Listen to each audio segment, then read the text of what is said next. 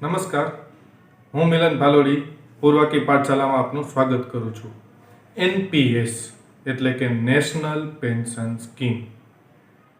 2004 પછી જે કર્મચારીઓ સરકારી નોકરીમાં જોડાયેલા છે એ બધા જ લોકોએ આ એનપીએસને સારી રીતે સમજવું જરૂરી છે, કારણ કે આ તમારી રિટાયરમેન્ટ લાઈફ સાથે જોડાયેલી વસ્તુ છે.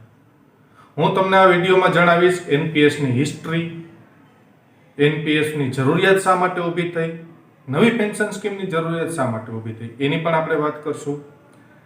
એનપીએસનું સ્ટ્રક્ચર શું છે ભારતમાં એની આપણે વાત કરશું. આપણે એનપીએસમાં એકાઉન્ટ કઈ રીતના ખોલાવવું એની વાત કરશું. એની અંદર કઈ રીતના આપણું કોન્ટ્રીબ્યુશન હોય છે, સરકારનું કોન્ટ્રીબ્યુશન શું હોય છે એની વાત કરશું.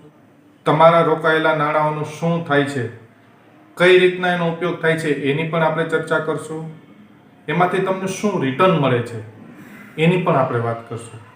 અને સાથે સાથે છેલ્લે તમારા પેન્શનના કેલ્ક્યુલેશન વિશે પણ વાત કરશું કે તમે જ્યારે નિવૃત્ત થશો ત્યારે તમારું પેન્શનનું કેલ્ક્યુલેશન કેવી રીતના થશે. તો આ સમગ્ર માહિતી જો તમે જાણવા માંગતા હોય તો આ વિડીયોને છેલ્લે સુધી જોજો. તો ચાલો આપણે શરૂ કરીએ પૂર્વાકી પાઠશાલા.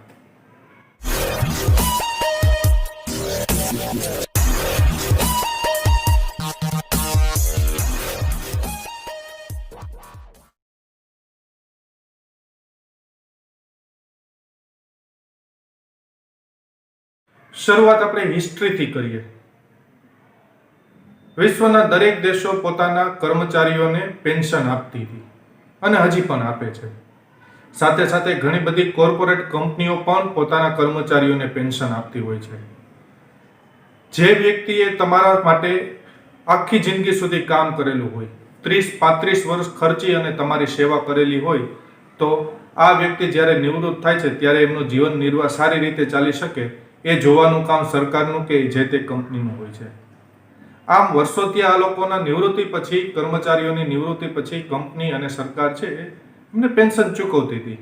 આ એમની સોશિયલ રિસ્પોન્સિબિલિટી હતી. એટલા માટે આ જે પેન્શન ચૂકવાતું એ રિસ્પોન્સિવ પેન્શન યોજના કહેવાતી. બધા દેશોમાં આ પ્રક્રિયા હતી.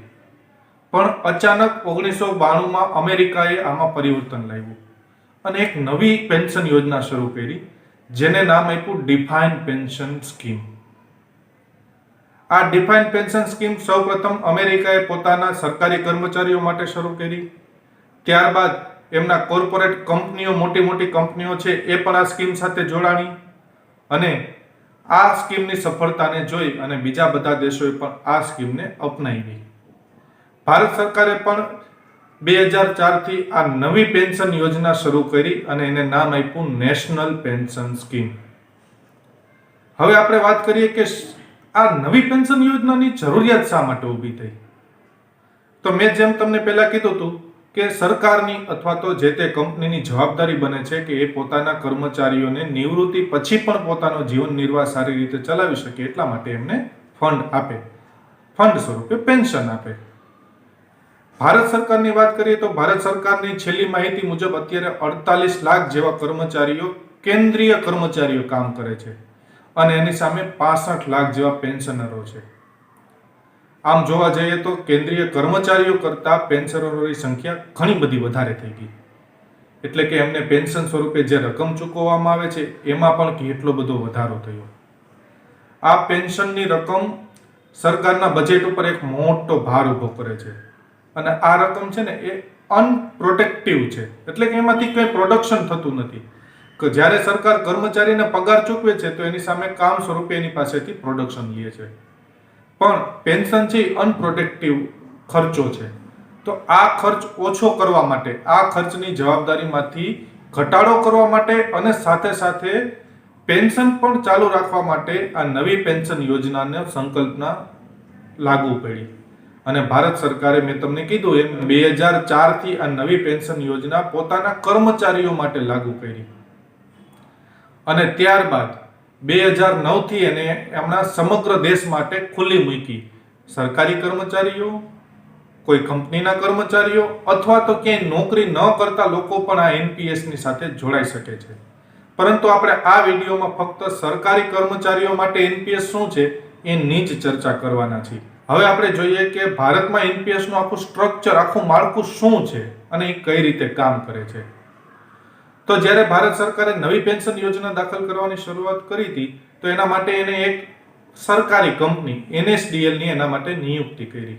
આ એનએસડીએલ છે એ સમગ્ર દેશની અંદર નવી પેન્શન યોજનાનું સંચાલન કરશે, એને સંભાળશે અને સાથે સાથે એમનો આખો રેકોર્ડ રાખવા માટે એક રેકોર્ડ કીપિંગ એજન્સી CRA ની રચના કરી, જે એનએસડીએલ ની સાથે સંલગ્ન થઈ અને એમનો રેકોર્ડ રાખી અને આપણા બધા પેન્શનનું માહિતી રાખે છે.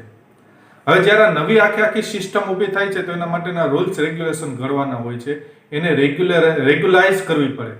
તો એના માટે એક આખી ઓથોરિટીની રચના કરી જે pension fund regulatory and development ઓથોરિટીના નામે ઓળખાય છે, જેને ટૂંકમાં આપણે કહીએ છીએ PFRDA. આ ઓથોરિટી એટલે શું? જેમ આખી બેન્કિંગ સિસ્ટમ છે ભારતની, એને ઓથોરાઇઝ કરવા માટે, એને રેગ્યુલાઇઝ કરવા માટે, એના નિયમો ઘડવા માટે, એનું મેનેજમેન્ટ કરવા માટે RBI જેવી સંસ્થા છે. શેર બજારનું સંચાલન કરવા માટે, એની ઉપર નિયંત્રણ રાખવા માટે SEBI છે. આપણા ભારતની જે લાઈફ ઇન્સ્યોરન્સની જે ઇન્ડસ્ટ્રી છે, કંપનીઓ છે, એના માટે રેગ્યુલાઇઝ કરવા માટે IRDA છે. એમ આખી જે પેન્શનની નવી યોજના, નવું આખું સ્ટ્રક્ચર ઊભું થયું તો એને રેગ્યુલાઇઝ કરવા માટે આ PFRDA નામની સંસ્થાની શરૂઆત થઈ, જે આખી સ્વાયત્ત સંસ્થા છે અને આખા પ્રોસેસ ઉપર નજર રાખે છે અને એમાં ક્યાંય પણ ખોટું ન થાય એ જોવાની જવાબદારી એમની રહે છે. દરેક કર્મચારીઓ અને દરેક સામાન્ય લોકોનું હિત જળવાઈ રહે એ જોવાની જવાબદારી આ PFRDA ની રહે છે. આ સંસ્થા છે એનું નિયમન કરે છે. એનએસડીએલ અને CRA છે આખા દેશના તમામ લોકોના પેન્શનનું સંચાલન કરે છે અને એમનું કાર્ય કરે છે. હવે જોઈએ કે આપણા કર્મચારી તરીકે આપણી શું જવાબદારી બને છે અને આપણે શું કામ કરવાનું હોય છે. તો સૌથી પહેલું કામ આવે છે આપણું એકાઉન્ટ ઓપનિંગ કરવાનું. જ્યારે કેન્દ્ર સરકારનો કોઈ કર્મચારી ફૂલ પગારમાં નોકરીએ જોડાય ત્યારે એને સૌથી પહેલા જે જોઈનિંગ પ્રોસેસ હોય એની અંદર જ એમને આ એનપીએસ નું ફોર્મ ભરવામાં આવે છે. આ ફોર્મનો નમૂનો પણ હું તમને અહીંયા બાજુમાં બતાવું છું. જ્યારે ગુજરાત સરકારના કર્મચારી કે જે ફિક્સ પગારથી જોડાય છે એ જ્યારે ફૂલ પગારમાં આવે ત્યારે એમને આ એનપીએસ નું ફોર્મ ભરી અને એમની એકાઉન્ટ ઓપનિંગ થાય છે. હવે જ્યારે આપણે ફોર્મ ભરી અને આપણા ખાતાના વડાને આપી દઈએ છીએ ત્યાર પછી એકાઉન્ટ ઓપનિંગ બાબતે આપણી કઈ જવાબદારી રહેતી નથી. આપણા ખાતાના વડા છે એ ફોર્મની બધી જ વિગતો ચકાસણી કરી અને એને ઓથોરાઇઝ કરી અને એનએસડીએલ સુધી પહોંચાડવાનું કામ કરે છે. જ્યારે આ ફોર્મ જ્યારે એનએસડીએલ પાસે આવે છે ત્યારે એનએસડીએલ છે એ તમારા નામનું એક અલગથી એકાઉન્ટ ખોલે છે અને એક તમારો નવો જ નંબર જનરેટ થાય છે, જે કહેવાય છે પરમેનન્ટ રિટાયરમેન્ટ એકાઉન્ટ નંબર. જેમ આપણો પાન કાર્ડ નંબર હોય છે એમ અહીંયા પ્રાન નંબર છે, પરમેનન્ટ રિટાયરમેન્ટ એકાઉન્ટ નંબર. આ પ્રાન નંબરથી તમારું એક નવું એકાઉન્ટ ખુલે છે અને એ એકાઉન્ટની બધી જ વિગતો, પ્રાન કાર્ડ, એમના પાસવર્ડ સાથેની એક કીટ છે એ તમારા સુધી પહોંચાડી દેવામાં આવે છે. આ આખી વાત થઈ એકાઉન્ટ ઓપનિંગની. હવે વાત કરીએ કે એની અંદર આપણે કોન્ટ્રીબ્યુશન શું કરવાનું છે અને કેવી રીતે કરવાનું છે. તો દરેક કર્મચારી છે એ જ્યારે પગાર લે છે તો એના પગાર અને એમને મળતું DA, બેઝિક પ્લસ DA, એટલે કે તમારો મૂળ પગાર અને તમારું મોંઘવારી ભથ્થું, આ બંનેનો જે સરવાળો હોય એના 10% રકમ છે આપણે અહીંયા કોન્ટ્રીબ્યુટ કરવાની હોય છે. માની લો કે તમારો પગાર 25,000 છે અને તમને 5,000 DA મળે છે, તો 25 પ્લસ 5 30,000 રૂપિયા થાય. એમના 10% લેખે 3,000 રૂપિયા તમારા પગારમાંથી ઓટોમેટિક કપાઈ જાય છે અને સામે સરકાર પણ એટલા જ રૂપિયા એટલે કે 3,000 રૂપિયા પણ એમાં નાખી અને ટોટલ 6,000 રૂપિયા એનએસડીએલ ના તમારા પ્રાન એકાઉન્ટમાં જમા કરાવી દે છે. હમણાં કેન્દ્ર સરકારે નિર્ણય લઈ અને સરકારનું કોન્ટ્રીબ્યુશન 10%ની જગ્યાએ 14% કરવાનું નક્કી કર્યું છે, પણ હજી સુધી ગુજરાત ગવર્મેન્ટે આ 14% વાળી સ્કીમ છે એ લાગુ નથી કરેલી, એટલે આપણા 10% કપાય છે અને સરકાર પણ એમાં 10% જ ઉમેરે છે. હવે જ્યારે આ 10 અને 10 20% રકમ છે એ તમારા એનએસડીએલ ના પ્રાન એકાઉન્ટમાં જમા થાય છે, ત્યાર પછી હવે એનએસડીએલ એનું શું કરે છે એની આપણે વાત કરીએ. તો એનએસડીએલ છે એ આ તમારા એકાઉન્ટમાં જે રૂપિયા આવેલા છે એને એ પેન્શન ફંડમાં રોકે છે. હવે વાત કરીએ પેન્શન ફંડની, તો આપણા ભારતમાં 8 પ્રકારની કંપનીઓ પેન્શન ફંડ ચલાવે છે, જેમાં 3 સરકારી કંપની છે, 5 પ્રાઇવેટ કંપની છે. સરકારી કર્મચારી તરીકે આપણને પેન્શન ફંડ સિલેક્ટ કરવાની કોઈ છૂટ મળતી નથી, પણ જો તમે બહારથી પ્રાઇવેટ જ્યારે તમે એનપીએસ એકાઉન્ટ ખોલાવો છો ત્યારે તમારે કઈ કંપનીમાં તમારું પેન્શન ફંડમાં રોકાણ કરવું છે એ પણ તમારે સિલેક્ટ કરવાનું હોય છે, એ પણ તમારે નક્કી કરવાનું હોય છે. પણ જ્યારે સરકારી કર્મચારીનું એનપીએસ એકાઉન્ટ છે એમાં બાય ડિફોલ્ટ સરકારી જે 3 કંપનીઓ છે એમાં જ તમારા રૂપિયા રોકાય છે, એના પેન્શન ફંડમાં જ તમારું રોકાણ થાય છે. આ 3 કંપનીઓ છે યુટીઆઈ એએમસી, એસબીઆઈ એએમસી અને એલઆઈસી. આ 3 કંપનીઓ જે પેન્શન ફંડ ચલાવે છે એની અંદર તમારા રૂપિયા રોકવામાં આવે છે. એના યુનિટ્સ ખરીદે છે એનએસડીએલ તમારા વતી અને એ પૈસા એ કંપનીઓને આપે છે. હવે આ કંપનીઓ છે તમારું જે ફંડ આખો એમની પાસે ભેગો થાય છે, દરેક કર્મચારીઓનું પેન્શન ફંડ ભેગું થયું હોય, આ પૈસાને 75% રકમ એ શેર બજારમાં રોકે છે, ઇક્વિટીમાં રોકે છે. કારણ કે ઇક્વિટી છે એક એવું સાધન છે કે જેની અંદરથી આપણે વધારે વળતર મેળવી શકીએ. સામાન્ય વ્યાજ દર કરતાં ઘણું વધારે એમાંથી વળતર મળતું હોવાથી એ 75% ઇક્વિટીમાં રોકે છે. હવે બાકી જે 25% રકમ વધે છે, આ 25% રકમમાંથી એ કોર્પોરેટ બોન્ડ્સ ખરીદે, ગવર્મેન્ટ બોન્ડ્સ ખરીદે અને બીજી અલ્ટરનેટિવ ઇન્વેસ્ટમેન્ટ સ્કીમમાં પણ રોકાણ કરે છે. ઇક્વિટી તમને સાજું વળતર તો આપે છે, પણ એની સાથે સાથે થોડુંક એમાં રિસ્ક પણ જોડાયેલું છે. તો આ રિસ્કને મેનેજ કરવા માટે, ઓછું કરવા માટે બાકીની 25% રકમ છે એ આ જુદી જગ્યાએ રોકી અને રિસ્ક મેનેજમેન્ટનું કામ આ કંપનીઓ કરતી હોય છે. આમ તમારી રકમ છે એ આ પેન્શન ફંડોમાં રોકાય છે અને એના એનએવીમાં જે વધારો થઈ રહ્યો છે એ તમારો રિટર્ન હોય છે. હવે વાત કરીએ કે આમાં તમને કેટલું રિટર્ન મળે છે. તો તમને ખબર જ છે કે શેર બજાર છે એ અનિશ્ચિતતાઓથી ભરેલું છે, એટલે રિટર્ન આપણે ફિક્સ કોઈ વસ્તુ ન કહી શકીએ. પણ 2004 થી લઈને અત્યાર સુધીની આપણે હિસ્ટ્રી જોઈએ તો આ છેલ્લા 16 વર્ષની હિસ્ટ્રી મુજબ એવરેજ 8 થી 12% જેવું રિટર્ન આપણને છૂટતું હોય છે. આ રિટર્ન કેટલું હોય છે અને તમને કેટલું રિટર્ન મળ્યું છે એ તમારે જોવું હોય તો તમે એનએસડીએલ ની વેબસાઇટ ઉપર જોઈ શકો છો. એ વેબસાઇટની લિંક પણ હું નીચે તમને ડિસ્ક્રિપ્શનમાં મૂકી રહ્યો છું, ત્યાંથી તમે જોઈ શકશો. સાથે સાથે એમની એક એપ્લિકેશન પણ છે, એ એપ્લિકેશનની લિંક પણ હું તમને નીચે મૂકું છું. એ એપ્લિકેશન તમારા મોબાઈલમાં ડાઉનલોડ કરી અને ત્યાંથી પણ તમે જોઈ શકો છો. હવે જે આ વેબસાઇટ છે એની અંદર તમે તમારો પ્રાન નંબર અને તમારો પ્રાન કિટમાં આવેલો આઈપિન, આ બે વસ્તુથી તમે એમાં લોગિન થઈ અને તમે તમારા એમાં સ્ટેટમેન્ટ અલગ અલગ વર્ષના જોઈ શકો છો. એની અંદર તમે ટ્રાન્ઝેક્શન સ્ટેટમેન્ટ જોઈ શકો છો. એ ટ્રાન્ઝેક્શન સ્ટેટમેન્ટ દ્વારા તમને ખબર પડે કે તમારા જે ખરેખર રૂપિયા કપાયેલા છે એમાં રોકાણા છે કે નહીં, ત્યાં સુધી પહોંચ્યા છે કે નહીં. એ વસ્તુ તમને દર મહિનાના ટ્રાન્ઝેક્શન જોવા મળશે. સાથે સાથે એક હોલ્ડિંગ સ્ટેટમેન્ટ પણ તમને દર વર્ષનું જોવા મળશે. આ હોલ્ડિંગ સ્ટેટમેન્ટમાં તમને દર વર્ષે તમારા જે પૈસા રોકાયેલા છે કઈ જગ્યાએ રોકાયેલા છે અને એની ઉપર તમને કેટલું વળતર મળ્યું અને હાલ તમારું ફંડ કેટલું જમા છે એ પણ તમે જોઈ શકશો. અને સાથે સાથે શરૂઆતથી લઈ અને અત્યાર સુધીના તમારા ફંડમાં કેટલા ટકાનો વધારો થયો એ પર્સન્ટેજ અને એ રકમ પણ તમને ત્યાં જોવા મળે છે. હવે આ તમારી પ્લાનની ડિટેલ છે એમાં કઈ રીતના સુધારો કરવો એ બાબતનો હું તમને એક બીજો વિડીયો બનાવી અને પછી એની આપણે ચર્ચા કરીશું. હવે વાત કરીએ કે આ જે રિટર્ન મળેલું છે એ તમને પરત ક્યારે મળે. તો હમણાં સરકારે નિયમોમાં થોડાક ફેરફાર કરી અને એવું જાહેર કર્યું છે કે તમે વચ્ચેથી પણ પાર્ટલી એમાંથી ઉપાડી શકશો પૈસા. પહેલા એવું હતું કે જ્યાં સુધી તમે નિવૃત્ત ન થાવ ત્યાં સુધી તમને આ એનપીએસના રૂપિયા મળતા ન હતા, પણ હવે એમાં નિયમોમાં થોડીક છૂટછાટ કરી અને અમુક સંજોગોની અંદર તમે એમાંથી તમે ઉપાડ કરી શકો છો.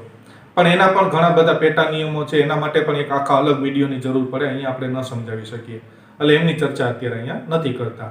હવે જ્યારે તમે નિવૃત્ત થાવ છો ત્યારે તમારું પેન્શનનું કેલ્ક્યુલેશન કઈ રીતના થાય એની હું તમને વાત કરું. એની પહેલા હું તમને એક બીજી વાત કહું કે જો તમને મારો વિડીયો ગમ્યો હોય તો એને તમે લાઈક કરજો અને તમારા મિત્રો સુધી શેર કરજો.